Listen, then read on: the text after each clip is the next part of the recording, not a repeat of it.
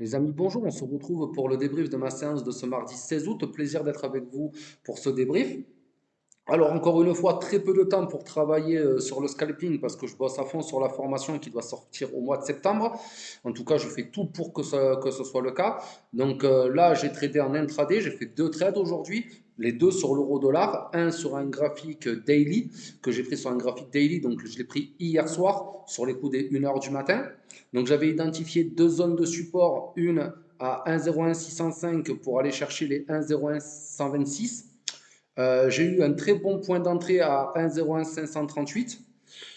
Cependant, le trade s'est pas passé vraiment comme prévu. En fait, c'est descendu jusqu'au 222 et forcément, ça m'a pas déclenché sur mes 126. J'avais un ordre en attente de clôture de trade en attente sur les 126, ça n'a pas déclenché. Par contre, vu que c'est parti hier soir, c'est quand même parti assez vite. Quand j'ai lancé le trade, j'étais passé tout de suite à break-even, c'est-à-dire que j'avais remonté mon SL en positif, en créditeur, comme ça, au pire des cas, si pendant la nuit ça se retournait, quand j'étais en train de dormir, eh ben, ça me clôturait le trade ben, sur le point d'entrée, ou en tout cas très proche. C'est ce qui s'est passé malheureusement, même si j'étais bien embarqué au départ, mais bon, vu que je n'ai pas touché mon TP, j'ai été sorti sur mon point d'entrée, en tout cas très proche.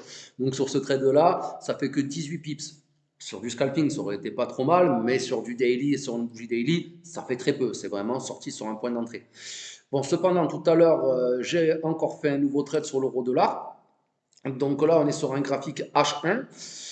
J'avais identifié cette fois-ci, donc j'ai pris un achat, hein. Donc j'avais identifié cette fois-ci une résistance sur les 1,01,699 pour aller chercher un TP à 1,01,894.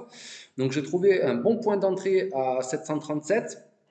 Euh, Cependant, j'ai pas pu toucher le TP malgré qu'on y soit allé sur la bougie sur les 894. J'ai été sorti sur les 821. Pourquoi? Ben parce qu'en fait, ben ça a juste venu presque frôler mon TP. Ça a corrigé un petit peu, ça m'a sorti sur mon suiveur avant d'aller directement toucher le take profit. Donc vraiment pas de chance sur ce coup-là, ça arrive, hein.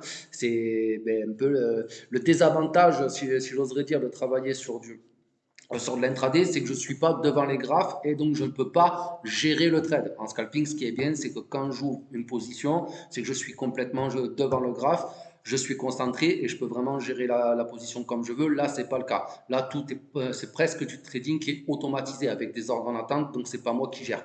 Donc, cependant, voilà, je fais quand même 84 pips sur ce trade-là, ce qui fait que entre le trade d'hier soir et celui ben, d'aujourd'hui, ça me fait 102 pips en deux positions, enfin gagnantes, en tout cas une gagnante celle-ci et l'autre, bon, on va dire presque flat.